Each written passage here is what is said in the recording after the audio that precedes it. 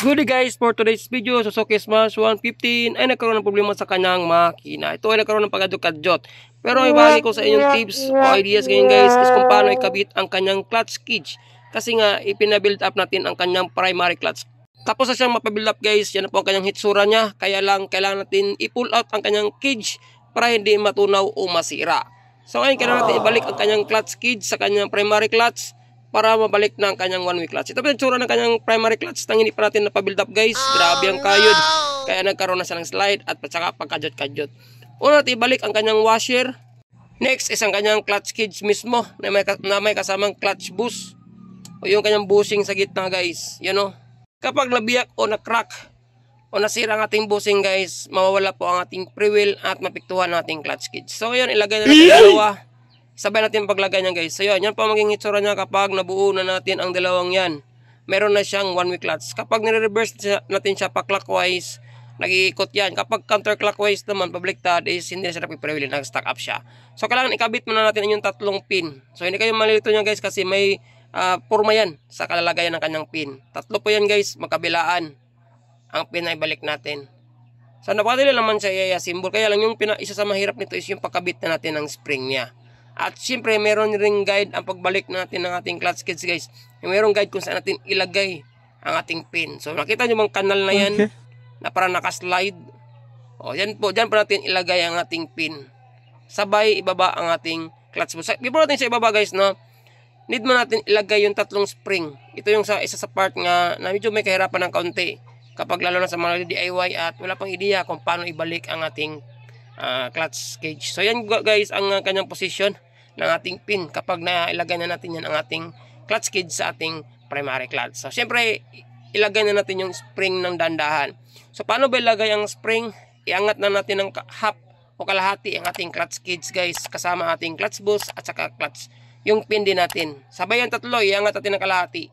Kasi yung spring na yan, dyan natin siya ilalagay sa pinakaibaba na bahagi guys. Dalawa kasi yung paglalagyan natin ng pin. Yung nasa baba at saka yung nasa taas. Pero ang pinaka importante na part niya is sa ibaba talaga natin siya ilagay. Huwag natin sa itaas kasi wala yung clutch guys na walang clutch. So ang pinaka original talaga na position nating spring is nasa ibaba siya natin ipahiga. Yung parang kanal na yan guys. So, makikita nyo kapag nasa actual position, actual na nakabit kayo ng spring. So kailangan hindi mo natin ibaba yan guys kapag nailagay na natin yung isang spring. Kailangan idiin mo natin siya ng kaunti para hindi siya lilipad. Next naman yung pangalawang spring nilagyan. Same procedure pa rin guys no, na paglagay natin. Dandahanan na natin na hindi natin ma-disgrasya o mapalipad yung spring kasi hirap po talaga makahanap ng spring. Halimbawa, kapag nawala yung spring at wala kayong maghanap lang kayo ng lighter guys, lighter. Sa lighter kasi is mayroong spring ang lighter na kasing katulad lang ng stock na spring ng ating clutch cage. So magkasing laki lang siya. Kapag nawala talaga yung spring at lilipad guys at hindi nyo mahanap. So kuha lang ng lighter, mayroong spring yung lighter. Yun ang ikipalit nyo kapag wala kayong mahanap guys. Kasi hirap po makahanap ng spring na genuine. So nilagay na natin ng isa yung isa na lang. Sabay na natin siyang ilaglag guys once nakabit na natin yung tatlong spring na nasa tamang posisyon.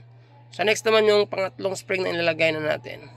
So dapat careful lang tayo sa paglagay ng spring guys kasi maaaring yung dalang spring na nilagay natin kapag align natin ang paglagay ng isang spring ito at yung tapos na dalawang spring is tumagilid, maaaring lilipad yun. Kaya careful tayo sa paglagay ng spring. So yun guys, binas tayo at nalagyan natin ng complete at tatlong spring. Pwede natin siya ibaba ng dandahan. Kapag nakita na natin guys na tatlong spring is naka-align na siya. So before natin ibaba yan guys, dapat i-check mo natin yung tatlong spring na nakahiga siya ng tama. Huwag lang natin mamadalin kasi ito yung isa sa part na mahirap kapag tayo ay napapabuild up. Kapag tinanggal natin yung clutch boost at saka clutch cage. Hindi pwede hinatanggalin yan guys kasi matutunaw yan at masisira. So ang dalhin na natin kapag tayo nagpa-build up is yung primary clutch at saka clutch shoe. Kasi yun lang po ang pinaka-importante kapag tayo nagpa-build up. So yun guys, nilagay na natin ng tamang tatlong spring, tatlong pin. So ito na maging itsura niya guys. At ang direction ng ating clutch cage is pa-counterclockwise siya. So to make sure is kailangan mo natin ilagay ang kanyang clutch shoe guys. Dito na natin makita. Pag once na ilagay na natin ang kanyang clutch shoe para mapaikot natin siya ng tama. So meron namang guide yung sa gitna no, yung clutch cue natin guys. Yan parang kanal na yan. O, diyan natin tatapat yung clutch cage natin. Ang clutch boost pala. So yun, magandang ikot at nasa tamang posisyon ng ating pagkakabit. So yun lang guys, sana sa video ito kahit napakirealize, may natutunan kayo. Maraming salamat. At syempre, see you sa aking next video. Ride safe. God bless. Ayos.